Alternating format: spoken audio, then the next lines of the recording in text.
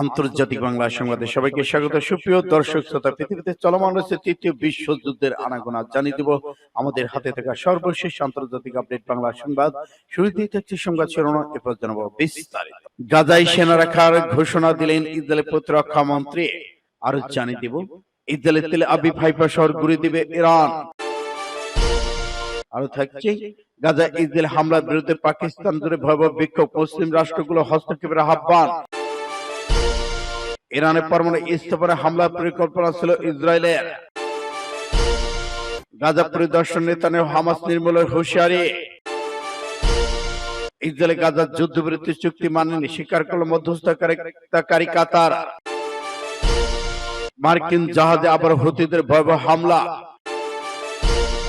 এবং সর্বশেষে জানিয়ে দিব ক্ষেপণাস্ত্র ড্রোন হামলা, ইসরায়েল লক্ষ্যবস্তু মার্কিন ডেস্ট্রয়ার কাঁপিয়ে দিল ইয়েমেন। এতক্ষণ শুনছিলেন সংবাদ শিরোনাম, এখন বিস্তারিত। তবে অনুরোধ থাকবে এই ভিডিওটিতে একটি লাইক দিন এবং কমেন্টস করে জানিয়ে দিন আপনি কোন জেলা থেকে বা কোথা থেকে আমাদের সাথে যুক্ত হয়েছেন।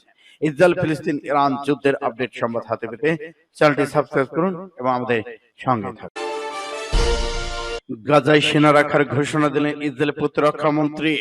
গাজার বিভিন্ন নিরাপত্তা অঞ্চলে ইসরায়েলি সেনাদের রাখার ঘোষণা দিয়েছেন দেশটির প্রতিরক্ষা মন্ত্রী ইসরায়েল কার্টজ।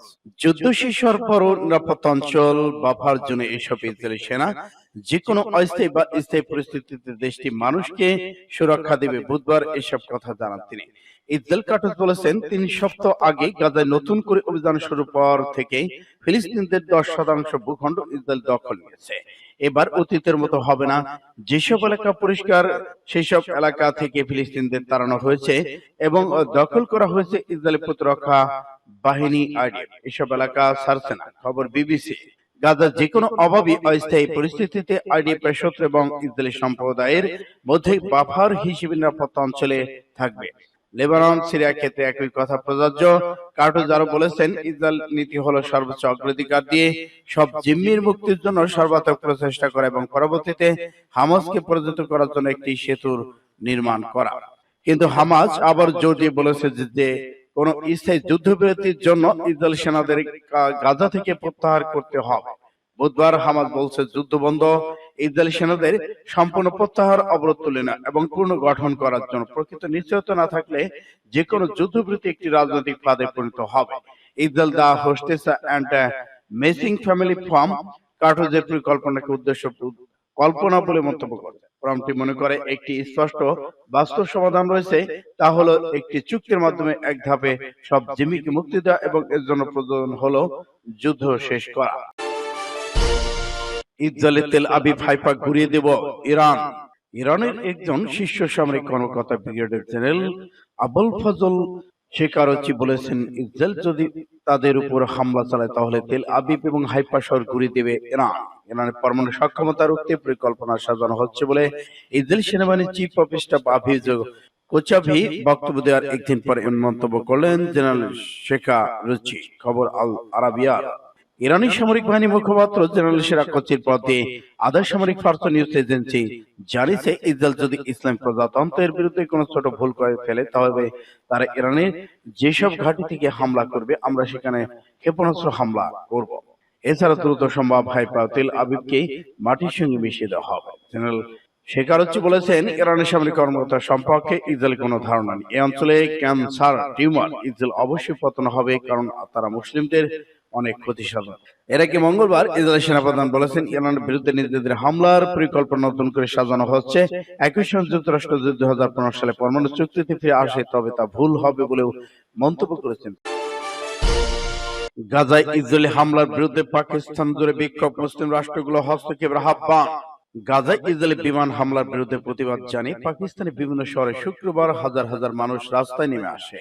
দেশটির অন্যতম প্রধান ধর্মভিত্তিক রাজনৈতিক দল জামাতে ইসলামী জেআই এর ডাকে আয়োজিত বিক্ষোভ মুসলিম দেশগুলো দ্রুত পদক্ষেপের নেওয়ার আহ্বান।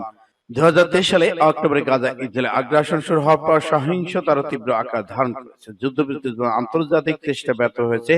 সর্বশেষ তথ্যে দেখা গেছে যে গাজায় নিহত ফিলিস্তিনি সংখ্যা 50,000 ছাড়িয়েছে, যাদের মধ্যে অনেক নারী, শিশু রয়েছে। পাকিস্তান দীর্ঘদিন ধরে জোরপূর্বক জেরুজালেমকে এবং আল কুদস আল শফিকে রাজধানী থেকে 1967 সালের আগের সীমান্ত অনুযায়ী স্বাধীন ফিলিস্তিন রাষ্ট্রের পক্ষে অবস্থান নিয়ে আসছে এবং ইসরায়েলকে স্বীকৃতি দেয়।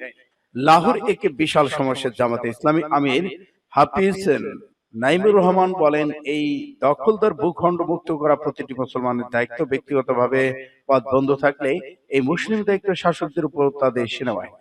তিনি আরো বলেছেন, এটি ছোট পদক্ষেপ যুদ্ধবিরতির পথে নিয়ে যেতে পারে। পাকিস্তান ফিলিস্তিন মধ্যস্থতার ঐতিহাসিক আদর্শিক সম্পর্কে কথা উল্লেখ করে রহমান বলেন, 1948 সালে যখন ইসরায়েলকে জোর করে চাপিয়ে দেওয়া হলো, তখন আমাদের প্রতিষ্ঠাতা জায়েদ আজম মোহাম্মদ আলী জিন্নাহ বলেছিলেন, ইসরায়েল পশ্চিমা শক্তির তৈরি একটি অবৈধ সন্তান।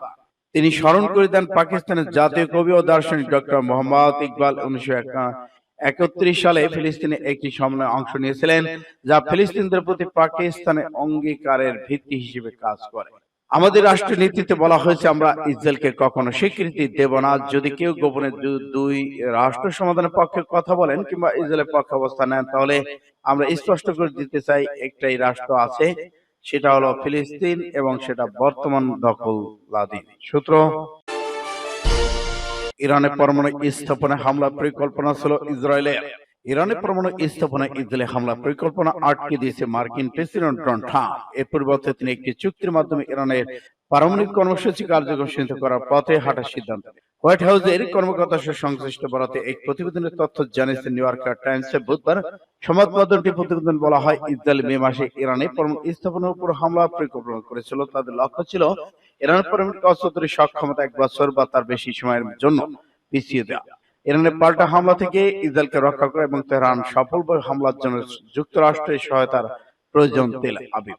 হামলার বিষয়ে কয়েক মাস আলোচনা পরে সামরিক পদক্ষেপ না নিয়ে শেষ পর্যন্ত ট্রাম্প পারমাণবিক কর্মসূচির বিষয়ে ইরানের সঙ্গে আলোচনার সিদ্ধান্ত নেয়। ইরান যুক্তরাষ্ট্র দ্বিতীয় দফার বৈঠক শনিবার ভেন্যু রোম।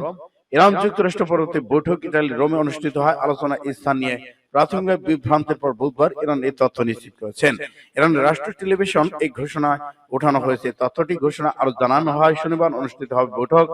রোমের বৈঠকের মধ্যস্থতাকারী ভূমিকা পালন করে ওমান। সূত্র, আরব নিউজের। গাজা পরিদর্শন, নেতানিয়াহু হামাস নির্মূলের হুঁশিয়ারি। লাগাতার আগ্রাসনের জেরে বিশ্ব জুড়ে ব্যাপক সমালোচনার মধ্যেই গাজা পরিদর্শনে গেলেন ইসরায়েলের প্রধানমন্ত্রী বেনিয়ামিন নেতানিয়াহু। মঙ্গলবার তিনি একই সফর করেন বলে জানিয়েছেন ইসরায়েলের প্রধানমন্ত্রী কার্যালয়। এই সময় উপত্যকা উত্তর অঞ্চলের সেনাদের সাথে সাক্ষাৎ করেন তিনি। তার সাথে ছিলেন দেশটির প্রতিরক্ষামন্ত্রী ইসরায়েল কার্টজ ও সামরিক কমান্ডাররা। টাইমস অফ ইসরায়েলের খবর অনুযায়ী গাজা সফরে গিয়ে নেতানিয়াহু বলেন, আরো আঘাতের শিকার হবে হামাস। এই সময় হামাস নির্মূলের হুঁশিয়ারি দেন তিনি।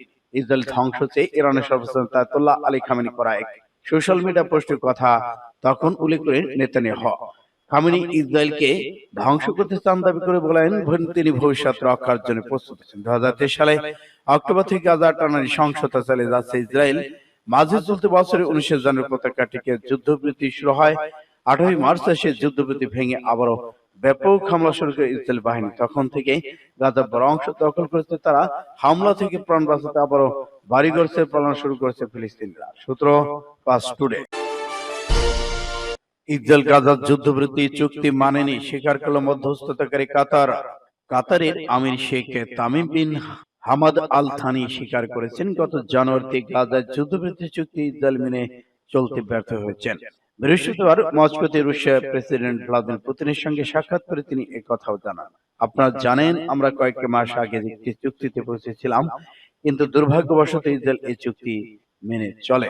মিশর যুক্তরাষ্ট্রের সঙ্গে কাতারের মধ্যস্থতাকারী ইসরায়েল ও হামাসের মধ্যে একটি যুদ্ধবিরতি 19 জানুয়ারি কার্যকর হয়। এর ফলে গাজার যুদ্ধের প্রভাব অনেকটাই বন্ধ হয়ে যায়। এরপর থেকে ইসরায়েল 8ই মার্চে গাজা জুড়ে বিমান ও স্থল হামলা পুনরায় শুরু করে। কাতারে আমির বলেছেন, কাতার ফিলিস্তিন জনগণের, বিশেষ করে গাজার দুর্দশার আগ্রাসন ঘটাতে একটি চুক্তিতে পৌঁছানোর জন্য দৃষ্টিভঙ্গি সেতু বন্ধনের চেষ্টা করবে। এ সময় পুতিন ফিলিস্তিন ইসরায়েলি সংঘাতকে মৃত্যুকে একটি ট্রাজেডি বলে অভিহিত করেছেন। তিনি বলেছেন, দীর্ঘমেয়াদী সংঘাতের নিষ্পত্তি কেবল জাতিসংঘের প্রস্তাবের ভিত্তিতে এবং দুটি রাষ্ট্র প্রতিষ্ঠার সাথে হতে পারে।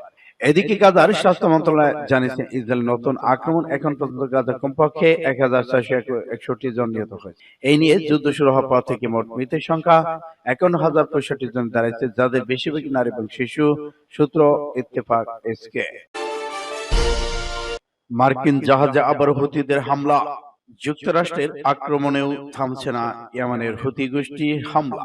একের পর এক আক্রমণ চালাচ্ছে লোহিত সাগরের বাণিজ্যিক জাহাজগুলো।